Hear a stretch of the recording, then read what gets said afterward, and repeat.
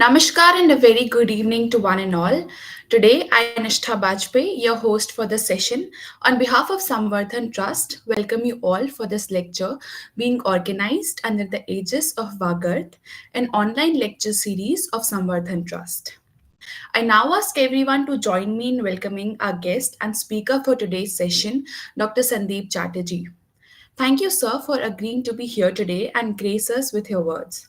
We are also honored to have Professor Yuthika Mishra, our chairperson, Dr. Vedbrit Tiwari, our general secretary, Dr. Shashi Bhushan, our managing trustee, and all our EC members with us here today. For all those people who are joining us for the first time, let me give you a brief overview of our organization. Samvardhan Trust, established in 2017, is a Delhi based non governmental and non profit organization that seeks to preserve, promote, and popularize the spirit of a diverse culture and heritage. The Trust seeks to revitalize the artistic and folk heritage of our country, which is the carrier of a cultural legacy. The vision is to preserve our rich heritage, to protect and improve the environment, and to empower the individuals involved in this pursuit. All this is to be done with the aim to promote women empowerment, education, national integration, social harmony, universal brotherhood, and cultural tourism. Understanding our responsibility as a social organization during the troubled times of COVID 19, we had conducted many events through the digital platform like Knockdown in Lockdown, an online singing and dancing competition, celebration of International Yoga Day, Guru Purnima, workshop on painting and UPSC, musical celebration of Independence Day, international webinar or cultural tourism, storytelling sessions, Teachers' Day celebration, and international conference on Hindi Divas. Under Vagarth, which is a lecture series, we have conducted many insightful and thought provoking lectures where eminent scholars like Professor Bharat Gupta, Dr. Niranjan Mehto, Professor Shiv Shankar Mishra, Srimati Malvika Joshi, Professor Aditya Gupta, Mustaq Khan Sahab, Professor Santosh Kumar Shukla, Dr. Sanghamitra Varman, and Professor Koshalendra Das have enlightened us through their knowledge and experience. We also organized a grand event, the Potsav, in 2022. It was a talk session where we had renowned personalities like Pandit Chetan Joshi ji and Padma Shri awardees Nalini and Kamalani ji as our esteemed speakers, which was then followed by a folk dance competition. The event turned out to be a huge success as we were featured on various media platforms. Along with these academic endeavors, the Trust also frequently organizes heritage walks in collaboration with different institutions as a part of Samyati, a heritage exploration initiative to help the common folks in exploring the neglected richness of our culture. We have conducted visits to the National Craft Museum, National Museum New Delhi, the Adi Mahotsav Tribal Fair, National Gallery of Modern Arts, Pradhan Mantri Sangrahalaya, Delhi Hat, and many more such places. I would now like to invite Professor Yuthika Mishra, our chairperson and professor at the Department of History, Vivekanand College, to kindly deliver the welcome address to our respected dignitary and audience. सभी को नमस्कार. Thank you, Nishtha. Thank you everyone for organizing this. ये हमारा सौभाग्य है कि संवर्धन trust इतने अच्छे हाथों में है और विशेष रूप से मैं सब एग्जीक्यूटिव कमिटी मेंबर्स और अपने इंटर्न्स का यहाँ धन्यवाद और स्वागत करना चाहूंगी जिन्होंने इतने अच्छे कार्यक्रम ऑर्गेनाइज किए हैं. अभी आपने सुना निष्ठा जी ने बहुत ही एक सही सटीक हमारा आकलन बताया किस किस तरह के कार्यक्रम होते हैं. और इसी सिलसिले में आज डॉक्टर संदीप चटर्जी जी जो असिस्टेंट प्रोफेसर हैं शहीद भगत सिंह कॉलेज में, इनका हम भाषण सुनने जा रहे हैं. बहुत ही जैसे कि अभी बता रही थी निष्ठा जी, हम ऐसे ऐसे विषय लेते हैं जो कि संवर्धन ट्रस्ट के जो मोटिव है, जो उसका ऑब्जेक्टिव है, जो विजन है, उसके अनुसार जागरूक करना लोगों तक ये सारी सूचना, इंफॉर्मेशन, जितनी भी नॉलेज है, जो ज्ञान है हमारे कल्चर से जुड़ा, इनको पहुंचाना. इसी सिलसिले में आज डॉक्टर संदीप चटर्जी का मैं विशेष रूप से अभिनंदन करती हूँ. सर, आपका स्वागत है और हम सब बहुत ही उत्सुकता से सुनना चाहते हैं, क्योंकि वैष्णविज्म और भक्ति आंदोलन हम पढ़ते आ रहे हैं, लेकिन जैसे कि दोनों एक दूसरे के परे अच्छी लगते हैं। इसी समय जब मध्यकालीन भारत में इस समाज पर और धर्म पर स्वस्तिशन के आक्षेप लग रहे थे, विशेष रूप से वैष्णविज्म में, हिंदू समाज में तरह तरह की विषमताएं आ रही थी, अंधविश्वास से घिरा था, मिथक कहा जा रहा था। उस समय वैष्णववाद ने आकर और उसके विभिन्न समुदायों के द्वारा किस तरह से समाज को सुधारा गया, या सिर्फ आपका हम सुनने को आतुर हैं, ये सिर्फ धार्मिक ही नहीं, एक सामाजिक सुधार का भी आंदोलन था। और उसके साथ साथ भक्ति आंदोलन जो और व्यापक हुआ, और उसमें अनेक संत, भारत के सभी प्रांतों से, कोने कोने से संत उसमें शामिल हुए, क्या स्त्री क्या पुरुष। तो एक बड़ी, आज आप उसका हमें बताने जा रहे हैं। इन्हीं शब्दों के साथ आप सबका फिर से मैं स्वागत करती हूँ, अभिनंदन करती हूँ जितने सुधी जन जो हमारे रेगुलर लिसनर्स हैं, ऑडियंस हैं, उन सबका विशेष स्वागत कि आप इसी तरह हमारे साथ जुड़े रहें। और अपने सभी साथियों का, पूरी टीम का मैं एक बार फिर से स्वागत। डॉक्टर संदीप चटर्जी जी, पुनः स्वागत रहे। बहुत बहुत धन्यवाद मैम। सभी को नमस्कार। कार्यक्रम आगे बढ़ाते हैं जी। बहुत बहुत धन्यवाद ma'am. Mister, I will take 1 minute. इसी बीच हमारे साथ प्रोफेसर कौशलेंद्र दास जी जुड़ चुके हैं। सर बहुत प्रणाम और बहुत स्वागत है आपका। और मैं देख रहा हूँ कि शहीद भगत सिंह कॉलेज के हमारे बीच में प्रशांत भाई भी जुड़े हुए हैं। प्रशांत जी का भी बहुत स्वागत है। और नए पुराने हमारे विद्यार्थी स्टूडेंट्स भी हैं तमाम कॉलेजेस के। मैं सभी का फिर से स्वागत करता हूँ। Mister, over to you. Thank you so much for your kind words, ma'am. Before moving on to the lecture, I would like to announce that today Samvardhan Trust would be releasing the inaugural edition of its e-magazine, Samvardhan Samvad. On this occasion, I would like to invite Dr. Gopika Bhandari, a revered EC member, to say a few words.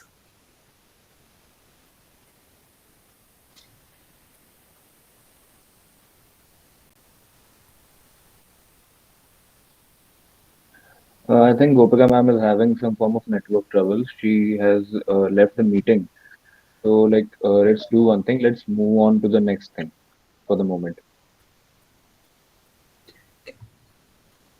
I would like to invite the editor-in-chief for the 22-23 to 2024 edition of Samvardhan Samvad, Harsh Malik, ex-advisor at Samvardhan Trust, to tell us more about the magazine. Can we, हम इसको display कर सकते हैं क्या together? Yes. That would be wonderful. So under the, in the august presence of great scholars, our managing trustee, our chairperson ma'am, today's guest of honor, Sandeep sir, and Professor Koslen sir. Over to you, Harsh. Good evening, sir, and all the teachers and professors present here. I'm very grateful today that the magazine that we worked upon back 2 years ago is going to be launched today, and it's been a great moment. I was not expecting that. But thank you so much, sir, for giving me such a great opportunity to work on this magazine. As I have a degree in history, and to see that I get a chance to show my skills, to work with a different people from different background of India, and to come together and to create such a great magazine, I'm very grateful today. As you can see, the magazine has been showing by itself, and we conducted interviews. We thought about topics. We went through CCRT website to get some different topics, and frankly speaking, not in terms of serious way, but we took a topic on some art. Yeah, at the Kopaka art toy craft from Andhra Pradesh, and that year only the question came in UPSC prelims too. That this art belongs from which state. So that shows that how deeply we research about topics from government science and in what fields government was interested in. So it's just not a magazine where we just piled up the topics and put it with a good design, but it's a magazine done with very hard work. So that's all. And thank you so much, sir, once again.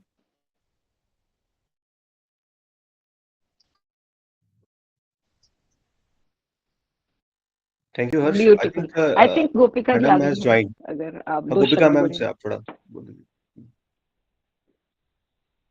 या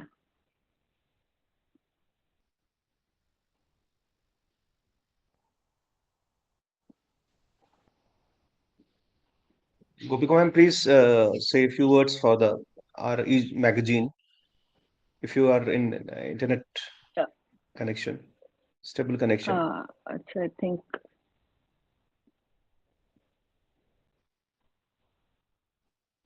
I believe जो ma'am भी is है not in बहुत stable सुंदर, internet connection. सभी को So, सभी को बहुत बधाई भाई, बहुत सुंदर मैगजीन है। thank you, Nisha. Move onwards. I think ma'am is not available at that moment. Today's lecture on the origin of Vaishnavism and its role in the Bhakti movement will be delivered by Dr. Sandeep Chatterjee. Dr. Chatterjee is an assistant professor in the history department at Shahid Bhagat Singh College. He previously taught at Satyavati College for 8 years and has worked as a research assistant at the Nehru Memorial Museum and Library and as an assistant professor at the Center for Social Studies in Surat. Dr. Chatterjee's PhD research focused on political and intellectual movements in Jharkhand. His recent work for the Tribal Research Institute in Ranchi resulted in a published book on the Sanod Santhal Samaj and Tundi Ashram movement during the 1970s. He is currently studying the historical and cultural significance of Indraprasth and has interests in Vaishnavism, particularly its philosophy and history. Indeed, an inspiring personality and an academician in true sense. A reminder that there will be a question answer session at the end of the lecture. You may send your questions along with your name in the chat box or in the WhatsApp group, which would then be conveyed by our team for Dr. Chatterjee's convenience. So be ready with your questions typed in by the end and do mention your name along with the question. I would now like to invite Dr. Chatterjee for the much awaited lecture.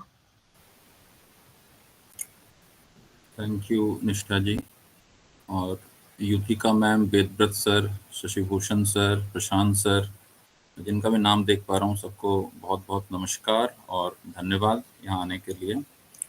Now I mean the topic is origin of Vaishnavism and its role in bhakti movement.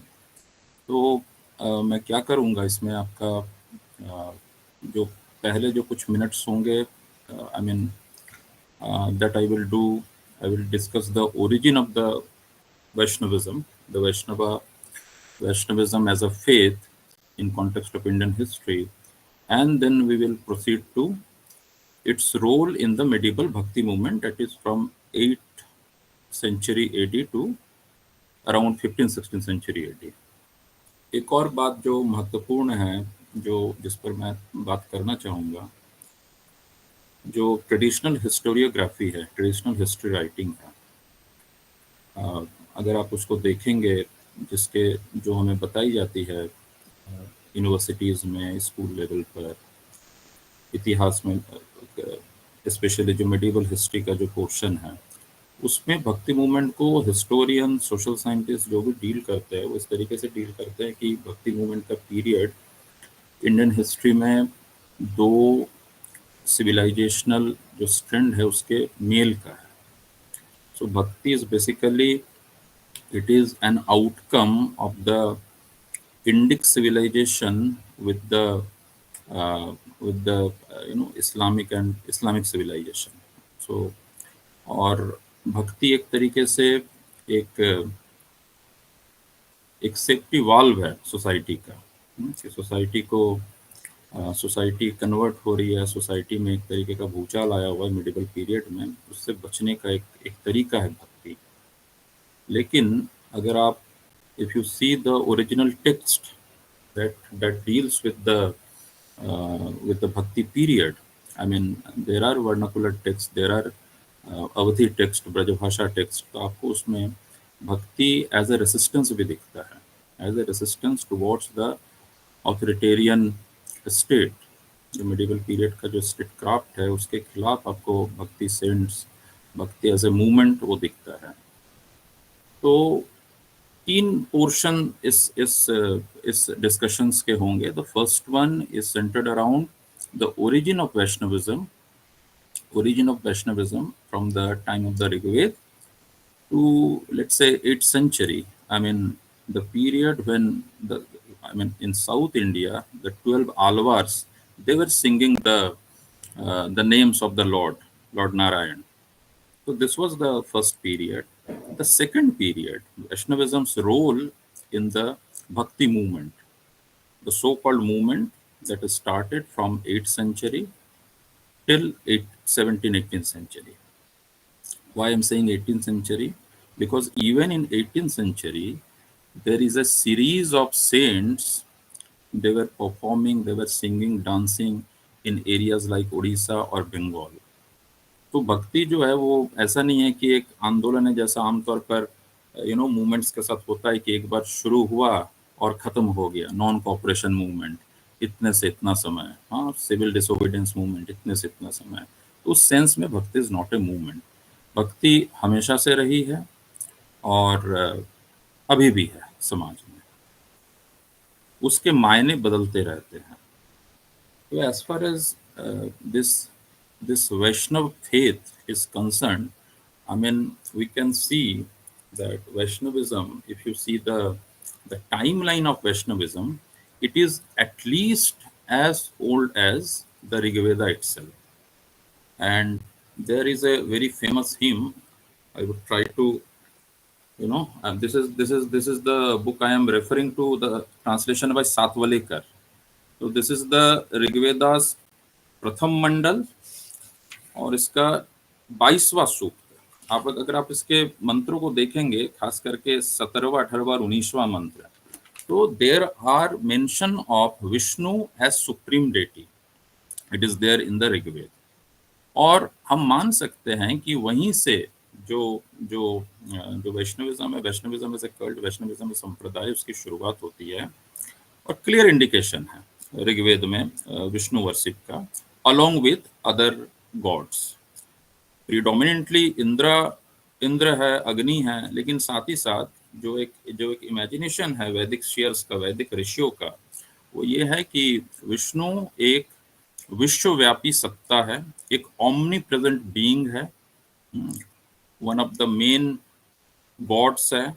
और later period में यही विष्णु अन्य सभी देवों को surpass करते हुए he became the supreme personality. So even in the Rigveda there is called Vishnu Suktas. तो उसमें आप बड़ा फेमस मंत्र है जिसे हम लोग रोज दोहराते भी हैं, तद विष्णु परमं पदं सदा पश्यन्ति सूरया, इन द ऋग्वेद। सो विष्णु का जो पद है उसको परम पद कहा गया। और ये मंत्र जो है, इस मंत्र को संध्या वंदन में और इत्यादि समयों में जो है रोज इसको गाया जाता है। Then there is in the 10th mandal there is a very famous sukta called the Purusha Sukta. सो देवता पुरुष सूक्त इस पुरुष। अब इस पर एक प्रश्न आ सकता है कि भाई पुरुष कौन है? पुरुष से तो ना तो विष्णु नाम आता है ना तो शिव का नाम आता है। लेकिन जब आप टीकाओं को पढ़ेंगे ऋग्वेद पर शायनाचार्य का भाष्य है, और लेटर पीरियड में there was this very famous saint, his name was Yamunacharya. He was in the tradition of Shri Vaishnavism. तो यामुनाचार्य का लिखा हुआ एक पुस्तक है महापुरुष निर्णय, संस्कृत में।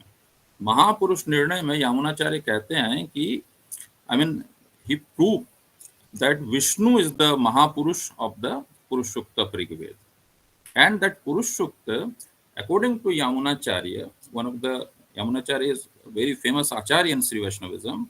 According to him, this Purush Sukta, it is the essence of the Veda, of the 4 Vedas. So it means, during the time of the Vedas, during the time of the Vedic period, Vishnu established as a supreme deity. Now, scholars in general, they are of the opinion that in the later Vedic period, in the Brahmanic period means the period of the Brahmanas, जो वैदिक संहिता का पाठ है, ब्राह्मण ग्रंथ, In both the period, Vishnu's supremacy over other gods was completely established. और एक बड़े फेमस इतिहासकार है डॉक्टर हेमचंद्र रे चौधरी। अगर किसी को अर्ली हिस्ट्री ऑफ वैष्णविज्म जानना है तो आप उनके राइटिंग को भी फॉलो भी कर सकते हैं। तो हेमचंद्र राय चौधरी अपने आर्टिकल्स में कहते हैं कि भाई विष्णु जो है उनकी सुप्रीमेसी तो हो गई है लेटर वैदिक पीरियड आते आते, लेकिन उसके बाद भी कई तरह की जो अन्य देवों का जो ग्रुप है उनके साथ इनका संघर्ष भी चल रहा है। तो एक तरीके का वैदिक ब्राह्मणिक विष्णु वर्शिप कल्ट आपको ऋग्वेद पीरियड में और लेटर वैदिक पीरियड में दिखता है, और इसी वैदिक ब्राह्मणिक विष्णु वर्शिप कल्ट से जो भक्ति मूवमेंट है, भक्ति रिलीजन है, भक्ति एज ए रिलीजन जिसे हम वैष्णविज्म कहते हैं, उसकी शुरुआत होती है। Now what was the main idea of this Vaishnava faith? Vaishnava faith को अगर आप देखेंगे, if you see the primary text, for example Mahabharata में जो नारायणीय सेक्शन है उसमें सबसे बहुत उसमें आपका वैष्णव धर्म के टीनेंट्स, वैष्णव धर्म के जो कैरेक्टर्स है उसके बारे में बात की जा रही है। So basically the idea was of the grace of God, and this grace of God was the basis of the doctrine of bhakti. And this idea was this idea of God's grace, it was further developed in Bhakti Sutra. तो नारद का भक्ति सूत्र और सांडिल्य का सूत्र, इन दोनों में इसको फर्दर डेवलप किया गया। तो वैदिक पीरियड का विष्णु आपका महाभारत के पीरियड में जो उनका जो एक्सपेंशन है वो एक्सपेंशन और ज़्यादा क्लियर होता है। उसमें नारायण आते हैं, वासुदेव आते हैं, कृष्ण आते हैं, और एक तरीके से जो वैष्णव फेथ है उस वैष्णव फेथ के ये एक तरीके से उनको रिप्रेजेंट करने वाले बनते हैं, रिप्रेजेंटेटिव डेटी बनते हैं। तो ये पूरा का पूरा जो पैंथियन डेवलप हो रहा है वैष्णविज्म का, इसकी शुरुआत ऋग्वेद से हो रही है, उसमें महाभारत अपना एक रोल निभा रहा है, और लेटर पीरियड में the culmination of this development it is in the writing of the famous Shrimad Bhagavata Mahapurana. इसी बीच में आप देखेंगे कि ये जो पूरा का पूरा डेवलपमेंट है वैष्णविज्म का, इसमें एक पांचरात्रिक, भागवत, सात्वत, एकांतिक, इस तरीके के टर्म्स जो है आपको मिलेंगे भक्ति रिलीजन में। तो भक्ति रिलीजन के ही सिनोनिम्स है, भक्ति रिलीजन को ही, भक्ति को ही कई जगह भागवत धर्म कहा गया है। और अगर आप गुप्ता पीरियड को देखें तो उसमें देखेंगे कि गुप्त जो शासक है उनकी उपाधि परम भागवत के नाम से है। आप अगर हेलियोडोरस के खंबे की बात करें, द पिलर ऑफ हेलियोडोरस इन विदिशा मध्य प्रदेश, जिसमें सबसे पहली बार वासुदेव के उपासकों की बात की जा रही है, तो ये सब जो है आपका वैष्णव धर्म के उदय के चरण है। उसमें आपको दिखता है कि किस तरीके से हिस्टोरिकली वो डेवलप कर रहा है। तो जो रिलीजन है, भक्ति एज अ फेथ, उसी को कई जगह भागवत धर्म कहा गया है, कई जगह सात्वत धर्म कहा गया है। महाभारत में उसको, महाभारत का जो नारायणीय सेक्शन है, that is part of the Shanti Parva, उसमें उसको एकांतिक धर्म कहा गया है। एकांतिक धर्म means those who has taken refuge only in Narayan, उनके लिए और किसी और दूसरे देवता का कोई महत्व नहीं है। तो एकांतिक धर्म, और बाद में it is also known as the Pancharatra religion, means the faith, the religion that is based on the Pancharatra literature. Pancharatra Agama Shastra जिन्हें कहा गया है।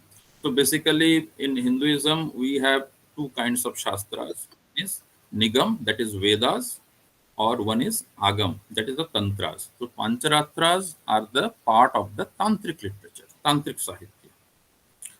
तो ये जो पूरा का पूरा जो आपका जो साहित्य है, इसमें कृष्ण वासुदेव, नारायण विष्णु इनकी प्रधानता है, इनकी प्रधानता है। इसी वजह से विष्णु की प्रधानता, इसी वजह से वैष्णव धर्म है, और वैष्णव धर्म में भी भक्ति की प्रधानता।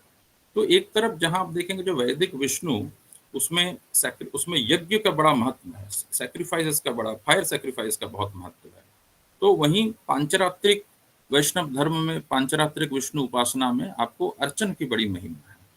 अर्चन मतलब देवता की पूजा, विभिन्न तरीके से देवता को प्रसन्न करना, और इस केस में देवता विष्णु है। तो जो आपका कृष्ण वासुदेव की पूजा हुई, या फिर आपका नारायण की पूजा हुई, इससे संबंधित लिटरेचर आपको पूरे एंशिएंट पीरियड में, अर्ली मिडिएवल पीरियड में इसको लिखा जा रहा है। और जो फॉलोअर्स है इसके, इस धर्म के, इनको सात्वत कहा गया है। सात्वत कहा गया है, कई जगह भागवत कहा गया है। तो भागवत धर्म, फॉलोवर को भी भागवत कहा गया है। और चूंकि सात्वत कृष्ण के कुल का नाम है, वृष्णि कुल, सात्वत कुल, तो इस वजह से जो कृष्ण की पूजा कर रहे हैं, कृष्ण को जो सुप्रीम डेटी मान रहे हैं, उनको सात्वत भी कहा गया है।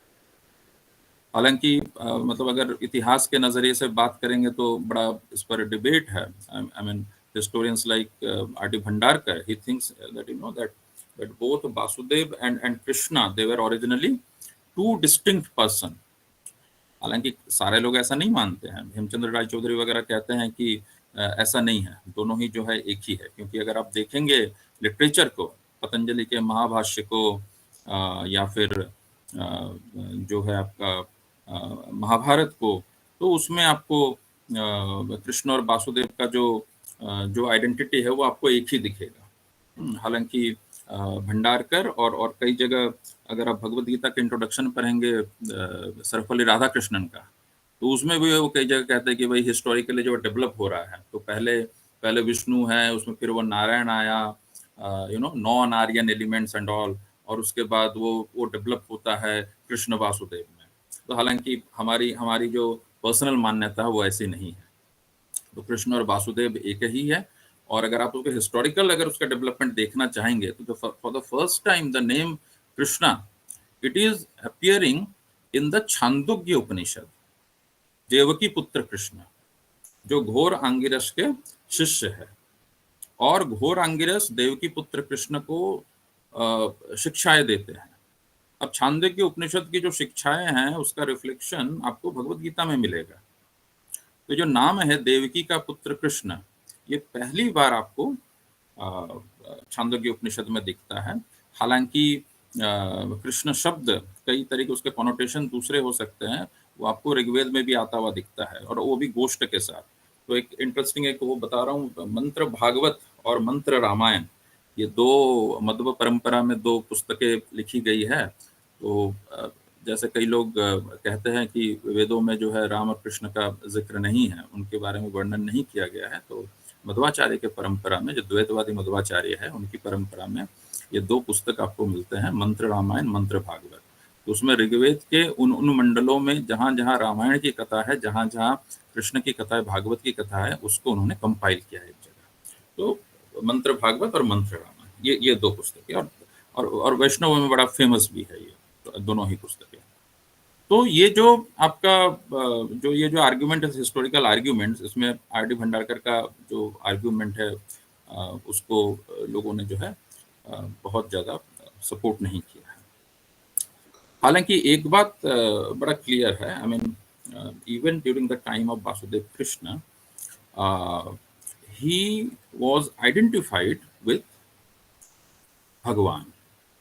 So the Bhagavat or Bhagavan, he represents the Satvata kul, the Satvata tribe, as and the Satvatas, they were worshipping Vasudev as the supreme god, and this Vasudev means the son of Vasudev is none other than Vishnu himself.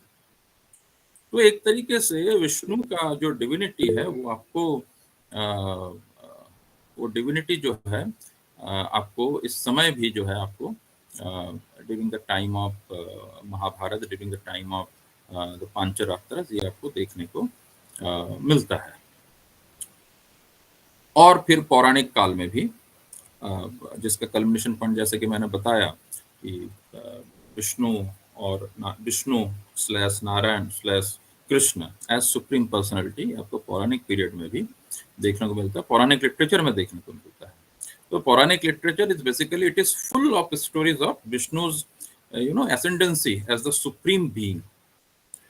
और भागवत में तो बड़ा famous story है जो हम सबको पता है, गिरिराज गोवर्धन के कॉन्टेक्स्ट में, जहाँ पर कृष्ण जो है इंद्र का दमन करते हैं। और अगर आप जाएंगे, अगर आप देखेंगे पुष्टि मार्गीय जो परंपरा है वल्लभाचार्य की, तो उसमें कृष्ण का एक नाम इंद्र दमन और देव दमन, ये बड़ा बहुत ही पॉपुलर नाम है।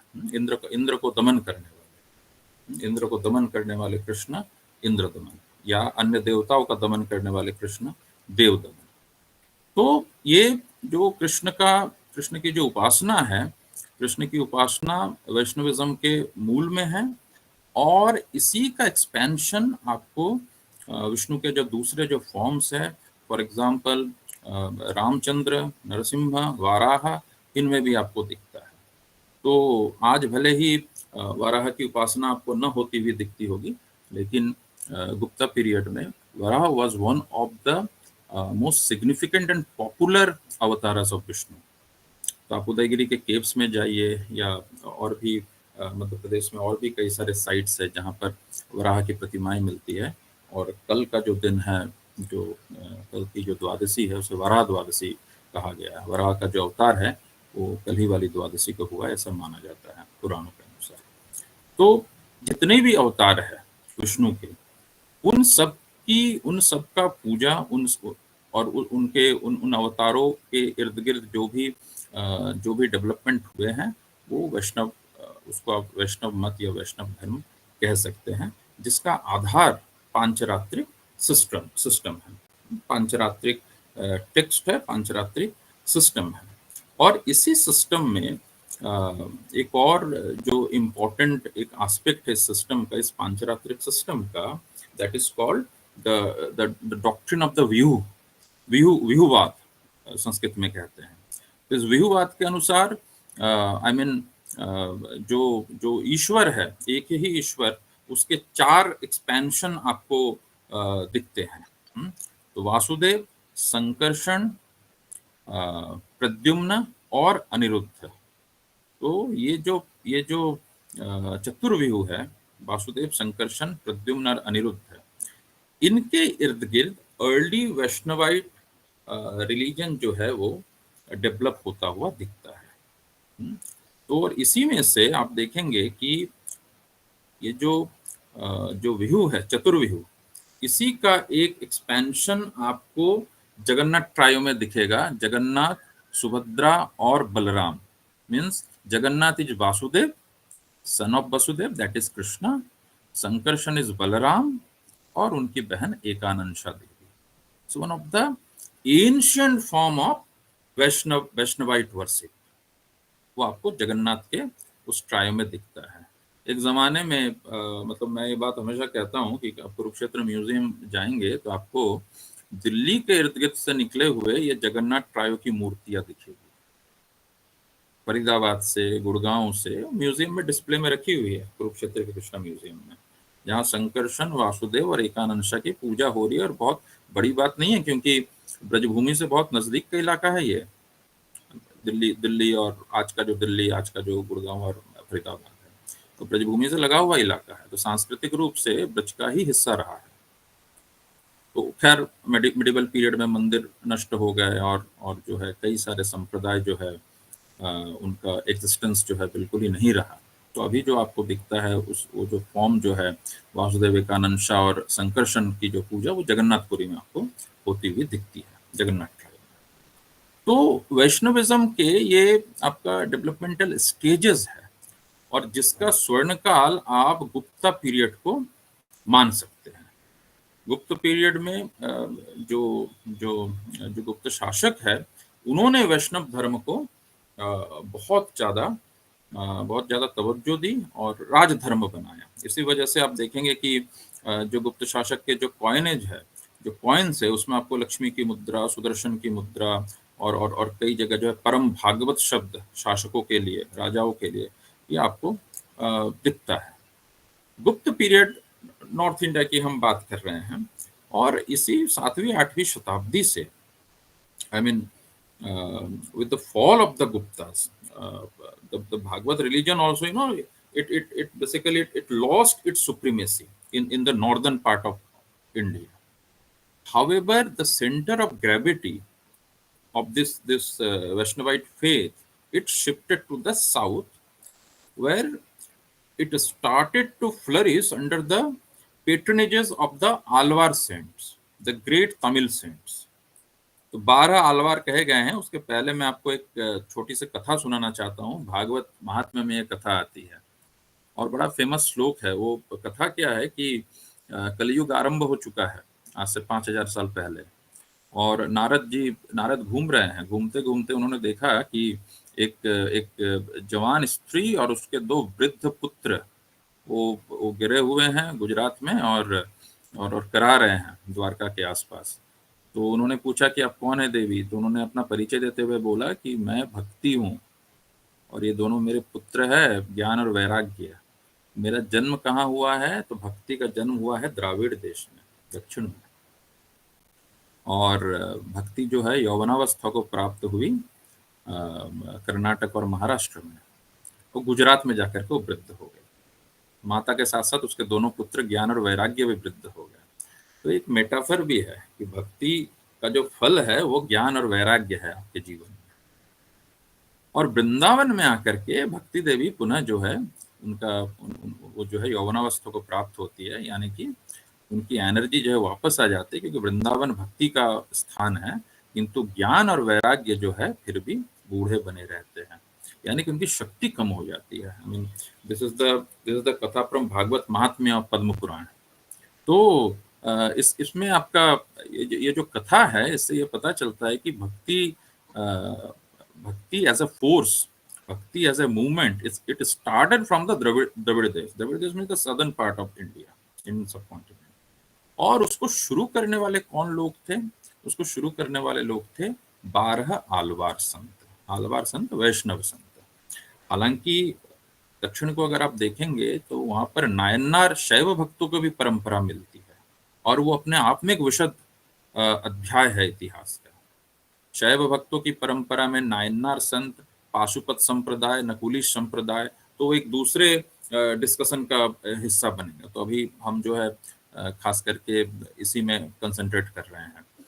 तो ये जो 12 आलवार संत है तमिल देश के, तमिलनाडु के, इन्होंने basically they preached Krishna worship and Krishna bhakti. और अगर 12 अलवारों को देखेंगे तो across the caste line, across the spectrum आपको मिलते हैं। और उसमें जो सबसे जो फेमस है 12 अलवारों में से आंडाल देवी, गोदाम्बा, जिनको लक्ष्मी का स्वरूप माना जाता है। तो इन लोगों ने जो है आपका तमिलनाडु में 8th century to I mean 7th 8th century से लेकर के और 10वीं 11वीं शताब्दी तक, 10th 11th सेंचुरी तक तमिलनाडु के कई सारे स्थानों में इन लोगों ने पोइट्रीज लिखी नारायण कृष्ण के लिए। And that collection of poetry is known as the Nalayira Divya Prabandham. तो जिसमें 4000 वर्सेस माने जाते हैं, 4000 जिसमें तमिल श्लोक माने जाते हैं। और जो वैष्णव परंपरा है उसमें इनको द्रविड़ वेद की संज्ञा दी गई है। Now this is also very interesting. So we have Sanskrit Vedas and we have vernacular Vedas. तो vernacular Veda is the Dravida Veda, Tamil में लिखा हुआ वेद। तो एक तरीके से आपको मध्यकाल में ये उत्तर और दक्षिण का जो आज के दौर में हमें दिखता है, ये जो राजनीति, आप उत्तर के हैं, हम दक्षिण के हैं, हम कभी एक नहीं हो सकते हैं। तो हमारे पूर्वजों ने वर्षों पहले जो है संस्कृत वेद और तमिल वेद, ये दो जो धाराएं जो है बना दी थी।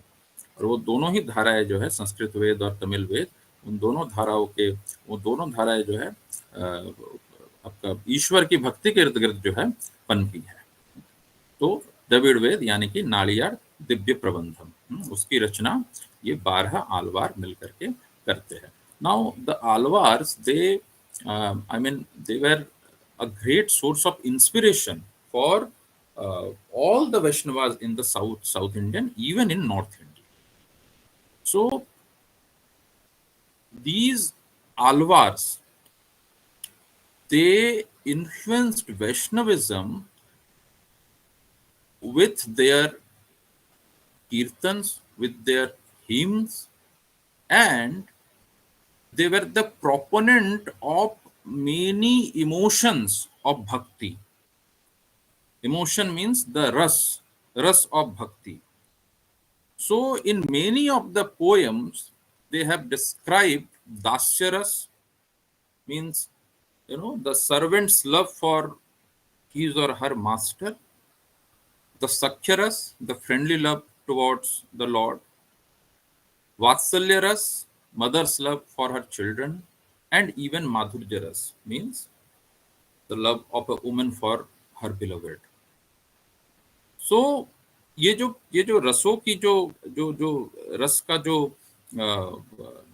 रस के अनुसार कविता लिखना, रस के अनुसार कीर्तनों की रचना, इसने भारत के सभी वैष्णव संप्रदायों को इन्फ्लुएंस किया। तो आलवार्स जो है सबसे पुराने वैष्णवाइट सेंट्स कहे जा सकते हैं भारतवर्ष के। Now after the Alvars came the Acharyas. तो यहाँ से एक और इम्पोर्टेंट अध्याय, अभी तो मैंने आपको बताया कैसे ऋग्वेद के पीरियड से लेकर के आलवार के पीरियड तक नारायण, विष्णु, कृष्ण, राम, नरसिंह, वराह, इन सब की उपासना की पद्धतियां प्रचलित हो रही है। तो ये जो उपासना की जो पद्धतियां है, कई जगह इंडिविजुअल्स है, कई जगह ग्रुप्स है, बट इनको इंस्टीट्यूशनलाइज फॉर्म में एस्टेब्लिश करना, this was done by the acharyas, जिसमें से पहला नाम जो है आप सभी जानते हैं, उनका नाम हम सब ने सुन रखा है, Shri Ramanujacharya. Shri Ramanujacharya was the Acharya of the Shri Vaishnava Sampradaya. संप्रदाय पर मैं आऊंगा। तो जो आचार्य है, आचार्यों ने भक्ति को वेदांत के स्ट्रक्चर में ढालने की कोशिश की। तो आप देखेंगे कि श्री वैष्णव संप्रदाय के आचार्य रामानुज, द्वैत संप्रदाय के आचार्य मध्व और शुद्धाद्वैत संप्रदाय के आचार्य वल्लभाचार्य या द्वैताद्वैत संप्रदाय के आचार्य निम्बार्काचार्य, इन सब ने, they all where Acharya of भक्ति संप्रदाय। However, they all have written elaborated bhashyas, elaborated commentary on the Vedanta Sutra, which is part, this Vedanta Sutra is a part of the Vedantic religion. वेदांत का वो जो है हिस्सा है। वेदांत के 3 हिस्से कहे जाते हैं।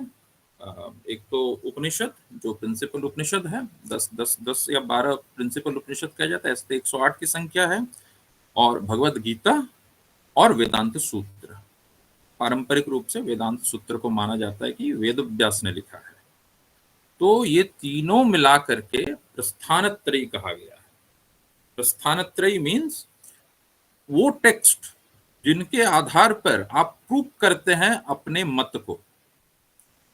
Even if you have to prove the Bhakti Path, you have to write commentary on Vedanta Sutras. उसके बाद ही आपकी मान्यता होगी। तो हमारे यहाँ पर आचार्य बनने का भी एक परंपरा रहा है और एक उसके प्रिस्क्राइब रूल्स एंड रेगुलेशन रहे हैं। ये नहीं कि आप जो है कुछ भी बोल करके आचार्य बन जाए सोशल मीडिया पर आकर के, तो ऐसी रीति नहीं रही है। आपको उन तीनों पर भाष्य लिखना होगा। तो आचार्यों ने क्या किया? आचार्यों ने भक्ति के इमोशनल एस्पेक्ट को वेदांत के उसमें ढाला, और ये पहला काम किया आचार्य रामानुज ने। रामानुजाचार्य's philosophy is known as the विशिष्टाद्वैतवाद। हाँ, अद्वैत आप सबको पता होगा, हम सब इससे जानते हैं कि जहाँ द्वैत नहीं है वह अद्वैत है। अद्वैत मतलब जहाँ पर डुअलिज्म नहीं है, नॉन डुअलिज्म, जहाँ पर ईश्वर को, और ईश्वर भी नहीं, जो परब्रह्म को और आपकी आत्मा को एक माना गया है। That is the notion of Shankaracharya. Shankaracharya के नोशन को अद्वैतवाद कहते हैं, जहाँ जीव ही ब्रह्म बन जाता है। अगर उसको आप देखेंगे, फिलोसफी की तो बहुत सारी किताबें हैं, सर्वपल्ली राधाकृष्णन के इंडियन फिलोसफी है, और सर अगर मूल ग्रंथ भी पढ़ना चाहते हो वो भी पढ़ सकते हैं। तो बेसिकली जहाँ पर ब्रह्म और जीव इन दोनों का एकात्मता है, वो अद्वैत वेदांत है। उसमें ब्रह्म निर्गुण निराकार है अद्वैत वेदांत में, न तो नाम है न तो रूप है, और वही ब्रह्म ही जो है आपका जीव के रूप में आता है।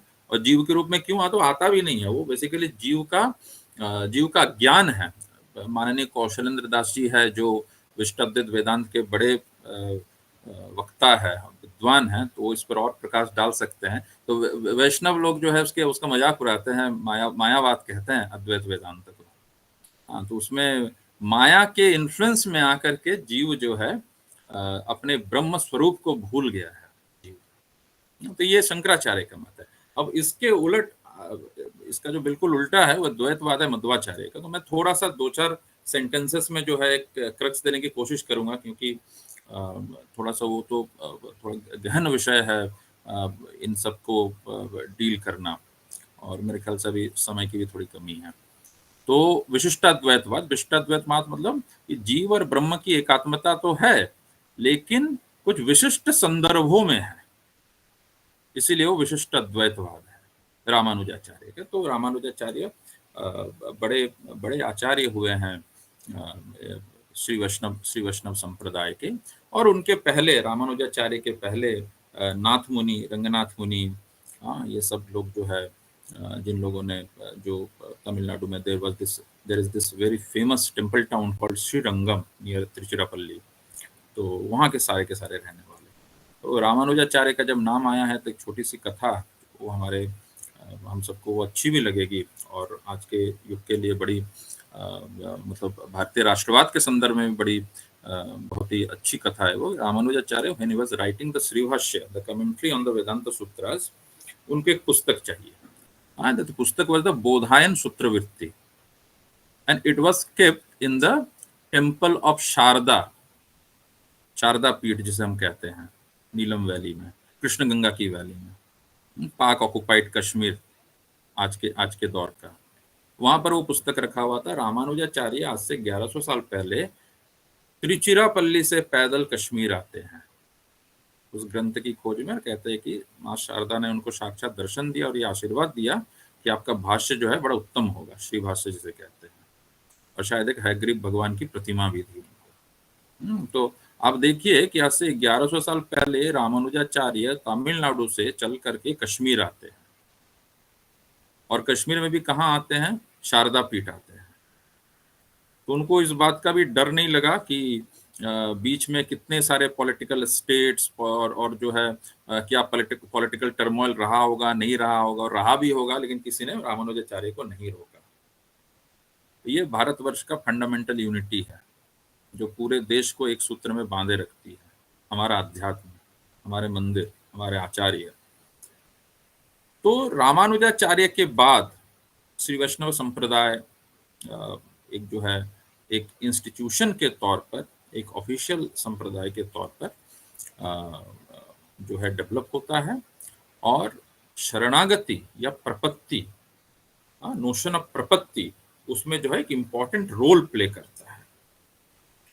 इसी के साथ साथ आप देखेंगे जो मैंने जो 4 वैष्णव संप्रदाय की जो बात की, उसमें पहला जो वैष्णव संप्रदाय है that is the Shri Vaishnava संप्रदाय of Ramanujacharya. The second one is the Sanak Sampradaya or the Hamsa Sampradaya of Nimbarkacharya. Nimbarkacharya भी एक बहुत ही प्राचीन वैष्णव आचार्य है जिन्होंने द्वैताद्वैतवाद का सृजन किया है। द्वैताद्वैतवाद के अनुसार ईश्वर और जीव में द्वैत भी है और अद्वैत भी है एक ही समय। तीसरा वल्लभाचार्य का पुष्टि मार्ग भी जिसे कहते हैं शुद्धाद्वैतवाद कहते हैं। अद्वैतवाद तो है लेकिन बहुत ही परिष्कृत अद्वैतवाद है, जीव और ब्रह्म के मध्य का जो संबंध है, तो इसी वजह से उसे शुद्धाद्वैतवाद कहा गया है। और रुद्र संप्रदाय भी कहा गया क्योंकि माना जाता है भगवान शंकर से संप्रदाय की उत्पत्ति हुई है। और अंतिम ब्रह्म संप्रदाय या द्वैत संप्रदाय मध्वाचार्य का, जिसका सेंटर कर्नाटक का उडुपी रहा है। So all these Acharyas, I mean, they claims divinity, and they also claim that they are most ancient origin. However, in the Kali Yuga, these sampradayas, they are associated with the name of a particular acharya. तो संप्रदाय पुराने हैं, किंतु कलयुग में संप्रदायों का जो संप्रदायों को एस्टेब्लिश करने का काम किया है, ये इन आचार्यों ने किया है। अब इसी में से एक और जो स्कूल आता है वो आता है आपका चैतन्याइट स्कूल, या जिसे गौड़ीय वैष्णव संप्रदाय कहते हैं, बंगाल का। तो कई स्कॉलर्स मानते हैं कि वो आपका मध्व संप्रदाय का ही जो द्वैत संप्रदाय उन्हीं का एक पार्ट है। हालांकि फिलोसॉफिकली मध्व संप्रदाय एंड चैतन्य संप्रदाय both are very much different. और टेक्निकल जो नाम है चैतन्य संप्रदाय का, उसे क्या कहता है, अचिंत्य भेदा भेद। वो भेद और अभेद इज द्वैताद्वैत ओनली, बट उसमें एक वो प्रीफिक्स अचिंत्य लगाया गया है। अचिंत्य मीन्स जिसे मानव बुद्धि न सोच सके, अचिंतनीय। तो ईश्वर और जीव के मध्य का जो भेद और अभेद है वो साधारण बुद्धि नहीं आप साधारण बुद्धि उसको नहीं समझ सकते हैं। तो कैसे समझेगा? You have to take refuge of the shastras and गुरु।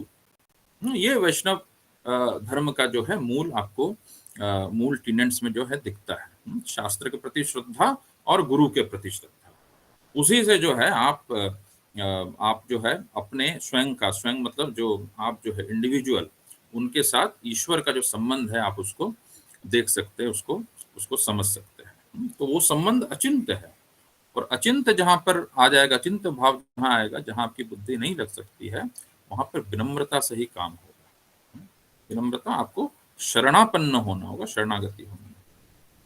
तो ये आपका जो जितने भी वैष्णव संप्रदाय है, उन वैष्णव संप्रदायों का एक उत्पत्ति और मध्यकाल में भक्ति आंदोलन में खास करके इनका एक महत्वपूर्ण एक रोल रहा है सारे के सारे वैष्णव संप्रदायों का। तो आप देखेंगे कि जो उसका जो भौगोलिक और सामाजिक संदर्भ है, geographical context as well as social context, उसमें भी जो भक्ति आंदोलन और जो भक्ति मूवमेंट, उसमें वैष्णवाइट सेक्ट्स का बहुत बड़ा रोल रहा है। खास करके if you see the south of India, we have already discuss the Alvar cents.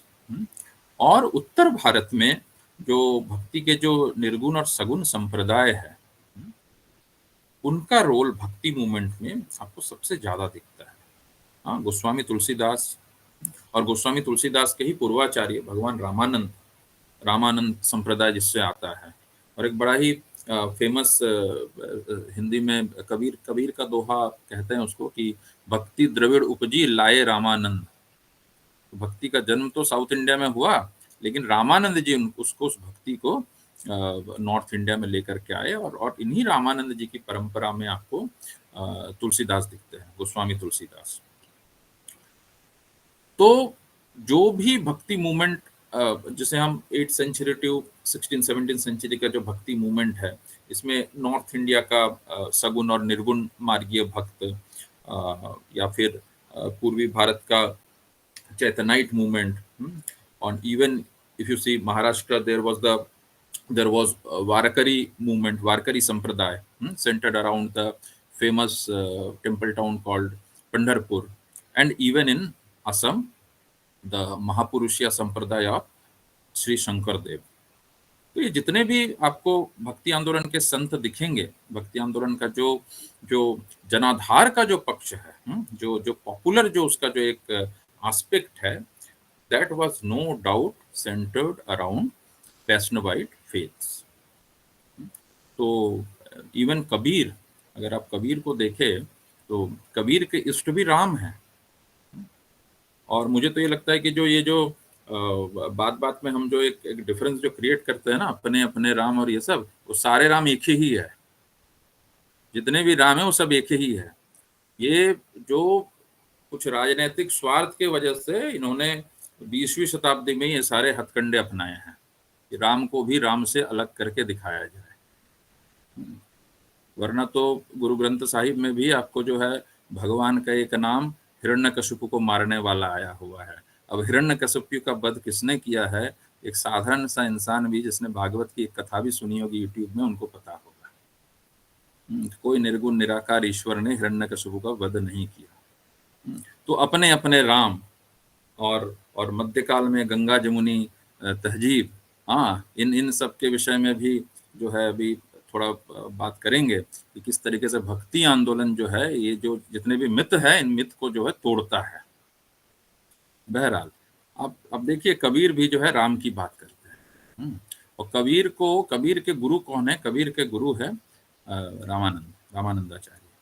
Ramanandacharya उनको राम मंत्र में दीक्षा देते हैं। रामानंदाचार्य के इष्ट राम जो है वो वही है जो दशरथ के घर जन्मे है, वही राम है रामानंद के इष्ट। और कबीर भी जिस राम की बात करते वो निर्गुण निराकार तो है, किंतु इसका अर्थ ये नहीं है कि वो निर्गुण निराकार राम कोई और है, वो सगुण साकार राम से बिल्कुल अलग है।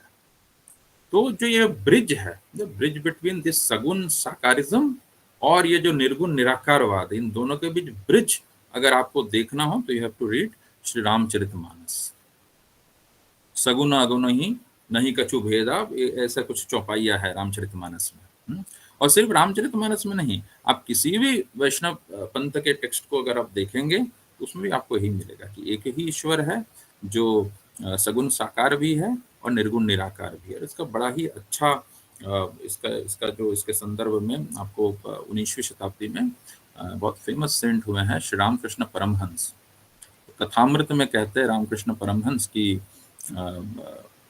जल जो है वो तरल है, वो निराकार है जल, लेकिन सर्दी में जम जाती है। वैसे ही ईश्वर भले ही निराकार है, किंतु भक्ति रूपी हिम से, भक्ति रूपी ठंड से जो है वो निर्गुण निराकार ब्रह्म ही सगुण साकार बन जाता है। तो इस तरीके के तमाम तरह के जो बाइनरीज है, इन बाइनरीज को हिस्ट्री राइटिंग में, इस बाइनरी को हिंदी साहित्य के इतिहास में क्रिएट किया गया है। हमारा जो मन है वो कोलोनियलिज्म से इतना ज़्यादा इन्फ्लुएंस्ड है, इतना ज़्यादा डोमिनेंट है कोलोनियलिज्म, कि हम कोलोनियलिज्म और एब्राहमिक रिलीजन की तरह हम जो है हर एक चीज़ को बाइनरी में ही देखना पसंद करते हैं। हमें ये लगता है कि पूरी दुनिया जो है वो बाइनरीज पर ही टिकी हुई है, किंतु हमारे सिविलाइजेशनल इथॉस में, हमारे इंडिक सिविलाइजेशनल वैल्यू सिस्टम में बाइनरीज का रोल नहीं है। आपको यहाँ पर ग्रे एरियाज में ही देखना पड़ेगा चीज़ों को। तो इसी वजह से ईश्वर सर्वव्यापी होकर के भी अवतार ले सकते हैं, ये नोशन है हमारा।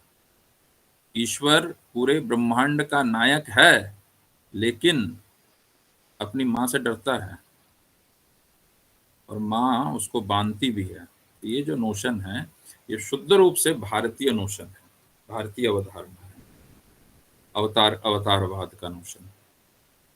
और ये वैष्णव जो पंथ है उसका ही देन है ये अवतारवाद का सिद्धांत। तो आप जो भी भक्ति मूवमेंट का जो पीरियड है उसमें आप देखेंगे कि जितने भी आपको संत मिलते हैं वो अधिकतर संत जो है वैष्णव संप्रदाय से है। तो रामानंद के 12 शिष्य बड़े प्रसिद्ध हुए हैं, उनको 12 महाभागवत कहा गया है। अब ये जो महाभागवत शब्द है, 12 महाभागवत, ये भागवत से आता है, श्रीमद् भागवत महापुराण से। तो 12 महाभागवत में भीष्म जी आते हैं, शिव जी आते हैं, यमराज आते हैं, ये सब आते हैं। तो उसी तरीके से रामानंद के जो 12 शिष्य है, अनंतानंद, भावानंद, पीपा, सेन, नाई, धन्ना जाट, नावादास जी, नरहरिनंद और सुखानंद, कबीरदास और रैदास, ये सब जो है एक एक देवताओं के अवतार माने गए हैं। तो ये सभी संत रामानंद के शिष्य और आलवार संत, if you see the you know the social background, the economic background, it was very much different. I mean, each and every saint, they are coming from a different social background. तो जातियां अलग है, आपका उनका जो वर्ग है वो अलग है, लेकिन एक क्या है इन सब में, what was the fundamental unity in all these saints, that they all were worshippers of Vishnu या उनके और किसी स्वरूप के। और तो और इसी परंपरा में कबीर भी आते हैं जिन्होंने विष्णु को ही निर्गुण निराकार तौर पर देखा, निर्गुण निराकार राम के तौर पर देखा। तो ये पूरा का पूरा जो आंदोलन है, इस आंदोलन में आपको वैष्णव धर्म का, वैष्णव मत के आचार्यों का एक डोमिनेंस जो है वो दिखता है। ठीक इसी तरीके से आप देखिए महाराष्ट्र में भी एक सीरीज ऑफ सेंट्स आपको दिखते हैं 13th century onwards, 13th century to 16th 17th century. So Sant Dnyaneshwar, Namdev ji, Janabai, Chokha Mela 14th century के, एकनाथ जी, तुकाराम जी, तो इन सब ने जो है पंढरपुर को सेंटर बना करके और महाराष्ट्र के भक्ति मूवमेंट को डेवलप किया। तो महाराष्ट्र का जो भक्ति परंपरा है, जिसको वारकरी कहा गया है, वारकरी मीन्स नियमित रूप से यात्रा करने वाले लोग। और अभी भी आप देखिए पिछले 500-700 साल से ये नियम महाराष्ट्र के भक्त लोग फॉलो कर रहे हैं। वारकरी यात्रा जिसे कहता है, आषाढ़ के महीने में शुरू होती है शयन एकादशी तिथि से, जिसमें महाराष्ट्र के दूर दराज के इलाकों से किसान अपनी अपनी सवारियों के साथ, अपने अपने ग्राम देवताओं के साथ विट्ठलनाथ की यात्रा करते हैं, पंढरपुर आते हैं। तो ये जो यात्रा है 200-300 किलोमीटर पैदल चल करके लोग आ रहे हैं। ये यात्रा का जो नोशन है, यही हम भारतीयों का प्राण है, भारतीय सभ्यता का प्राण यही यात्राएं हैं, यात्रा को करने वाले लोग हैं। और उसके प्राण पुरुष विट्ठल है। वही विट्ठल है जो उड़ीसा में जगन्नाथ है, वही विट्ठल है जो दक्षिण में रंगनाथ है, वही विट्ठल है जो राजस्थान में श्रीनाथ है, वही विट्ठल है जो गुजरात में द्वारकानाथ है, वही विट्ठल है जो उत्तर भारत में बद्रीनाथ है। एक ही स्वरूप है और उसको सेंटर बना करके डिफरेंट सामाजिक बैकग्राउंड के लोग, डिफरेंट इकोनॉमिक बैकग्राउंड के लोग जो है यात्रा पर निकल रहे हैं। तो पूरे 13th सेंचुरी से लेकर के और 17th सेंचुरी तक आपको महाराष्ट्र में सीरीज ऑफ डिवोटीज दिखते हैं। तो यहाँ पर और Maharashtra, it is very unique in a way that the भक्ति इन Maharashtra, it was a mixture of bhakti with Advaita Vedanta, and also it got influenced from the Nath Sampradaya. So if you read the Gyaneshwari, Bhagavad Gita पर जो ज्ञानेश्वर महाराज की टीका है ज्ञानेश्वरी, उसमें आपको दिखेगा कि भक्ति और ज्ञान इन दोनों का सामंजस्य है। और कई सारे नाथपंथी परंपरा, नाथपंथ जो मत्स्येंद्रनाथ और गोरखनाथ से शुरू होता है, उसकी परंपरा भी आपको महाराष्ट्र के वारकरी संप्रदाय में दिखती है। तो भक्ति के साथ साथ ज्ञान की परंपरा और नाथ परंपरा के योग पद्धतियों का मिलन, ये वारकरी संप्रदाय का एक कैरेक्टरिस्टिक फीचर है।